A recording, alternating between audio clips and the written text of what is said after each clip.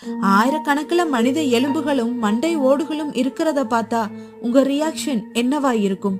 உத்தரகண்ட் ஸ்டேட்ல கிட்டத்தட்ட கடல் மட்டத்துல இருந்து 16,470 அடி, அதாவது 5,020 மீட்டர் உயரத்துல ஷமோலி டிஸ்ட்ரிக்ட்ல இருக்கக்கூடிய லேக் தான் ரூப்குந்த். இந்த ஏரிக்கு இன்னொரு பேரும் இருக்கு, போன் நெஸ்ட் லேக், அதாவது மனித எலும்பு கூடு ஏரி. 1942 இந்தியாவை பிரிட்டிஷ் ஆட்சி செஞ்சிட்டு இருந்த போது ஒரு ஃபாரஸ்ட் ஆபீசர் இந்த லேக்குக்கு போகும்போது அந்த லேக் பக்கத்துல நிறைய எலும்பு துண்டுகள் கிடக்கிறத பார்த்திருக்காரு. சந்தேகப்பட்டு கிட்ட போய் பார்த்தப்பதான் தெரிஞ்சிருக்கு அது எல்லாமே ஹியூமன் போன்ஸ்னு. கை கால் முதுகெலும்பு மண்டையோடுன்னு ஆயிரக்கணக்கில் கிடந்திருக்கு. இத பார்த்து அதிர்ச்சி அடைஞ்ச அவரு உடனே அவரோட ஹையர் அபிஷியல்ஸ்க்கு இன்ஃபார்ம் பண்ணிருக்காரு. அங்க வந்து ரிசர்ச் பண்ணப்ப கிட்டத்தட்ட மண்டையோடுகள் மட்டுமே 800க்கும் மேல இருந்திருக்கு. இதுல இன்னொரு அதிர்ச்சிகரமான விஷயமும் இருக்கு. அத்தனை மண்டையோடுகளும் பலமா தாக்கப்பட்டு மண்டை ரெண்டா உடைஞ்சு இருந்திருக்கு.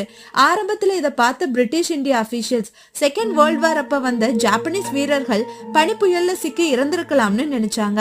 பனி உருக உருக இரும்பு ஈட்டிகள், பூட்ஸ் அண்ட் மோதிரம்னு பல பொருட்களும் கிட்ட இருந்திருக்கு. 1950ல ஆந்த்ரோபாலஜிக்கல் லெபார்டரி ஆஃப் இந்தியா கிட்டத்தட்ட 300 எலும்பு கூடுகளை எடுத்து ஆராய்ச்சி பண்ணிருக்காங்க. சிலத டேராடூன்ல இருக்க இந்தியன் மியூசியம் ஆஃப் ஆந்த்ரோபாலஜில டிஸ்பிளேவும் பண்ணிருக்காங்க. அங்க இருக்க லோக்கல் பீப்புள்ஸ் என்ன சொல்றாங்கன்னா, பல வருடங்களுக்கு முன்னாடி அந்த பகுதியை ஆட்சி செஞ்சுட்டு இருந்த ராஜா ஜஸ்வால் அவரோட குடும்பத்தோடவும் படை வீரர்களோடவும் அந்த மலையில இருக்க நந்தா தேவிங்கிற கடவுளை தரிசிக்க போயிட்டு இருந்த போது அந்த லேக் கிட்ட ஆட்டம் பாட்டம்னு அந்த ஏரியை அசுத்தப்படுத்தினதாகவும், அது ஒரு புனித ஏரிங்கிறதால கோபப்பட்ட நந்தா தேவி பெரிய பெரிய ஆலக்கட்டிகளை பொழிய வச்சு எல்லாரையும் கொன்னுட்டதாகவும், அதனாலதான் எல்லா மண்டை ஓடுகளும் ஒரே மாதிரி சிதைஞ்சிருக்குன்னு ஒரு கதையை சொல்றாங்க. இன்னும் சிலர் அது மனித நடமாட்டம் பெருசா இல்லாத பகுதிங்கிறதால பிளாக் மேஜிக்காக அந்த இடத்தை யூஸ் பண்ணதாகவும், நிறைய பேரை நரபலி கொடுத்ததாகவும், அதோட எலும்பு கூடுகள் தான் இதுன்னு சொல்றாங்க. வெறும் 3 மீட்டரே ஆழம் கொண்ட இந்த லேக்ல 2003ல 30 ஸ்கெலிட்டன்ஸை எடுக்கிறாங்க. அதுல சிலதுல சதை துண்டுகளும் ஒட்டிக்கிட்டு இருந்திருக்கு.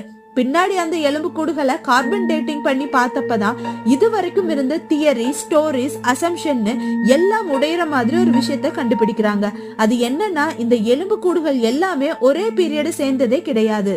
சிலது கிபி 9ஆம் நூற்றாண்டு சேர்ந்ததும்னும் அப்புறம் ஒவ்வொன்றும் ஒவ்வொரு பீரியடு சேர்ந்ததும்னு கண்டுபிடிச்சாங்க. 2019ல செஞ்ச ஆராய்ச்சியில 9ஆம் நூற்றாண்டுல இறந்தவங்க எல்லாம் சவுத் ஏசியன் பகுதியை சேர்ந்தவங்களா இருக்கலாம்னும், கடைசியா இறந்தவங்க 19th செஞ்சுரியை சேர்ந்தவங்க, இவங்க எல்லாரும் ஈஸ்டர்ன் மெடிட்டேரியன், அதாவது Palestine, Syria, Egypt, Israel, Lebanon இந்த மாதிரி பல கண்ட்ரீஸ் சேர்ந்தவங்களாகவும் இருக்கலாம்னு கண்டுபிடிச்சாங்க. இந்தியால இருந்து பல 100 மைல்கள் தள்ளி இருக்க இந்த நாடுகள் எல்லாம் சேர்ந்த மக்கள் சம்பந்தமே இல்லாம இந்தியால பெருசா வெளியவே தெரியாத இந்த ஏரியில எப்படி இருந்திருக்கணும்னு பெரிய குழப்பத்தை ஏற்படுத்துச்சு.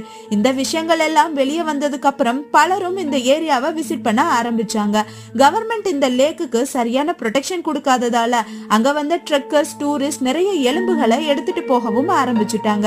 ஆனா இன்னைக்கு வரைக்கும் நம்ம இந்தியால வெவ்வேறு காலகட்டங்களையும் பகுதிகளையும் சேர்ந்த மனிதர்கள் எப்படி ஒரே இடத்துல ஒரே மாதிரி முறையில இறந்தாங்கிறது ஒரு பெரிய மிஸ்ட்ரியாவே இருக்கு. மேலும் இது மாதிரி மிஸ்ட்ரிஸ் தெரிஞ்சுக்க எனக்கு தெரியும் உனக்கு தெரியுமா சேனலை சப்ஸ்கிரைப் பண்ணுங்க, லைக் பண்ணுங்க, ஷேர் பண்ணுங்க, மறக்காம கமெண்ட் பண்ணுங்க. தேங்க்யூ.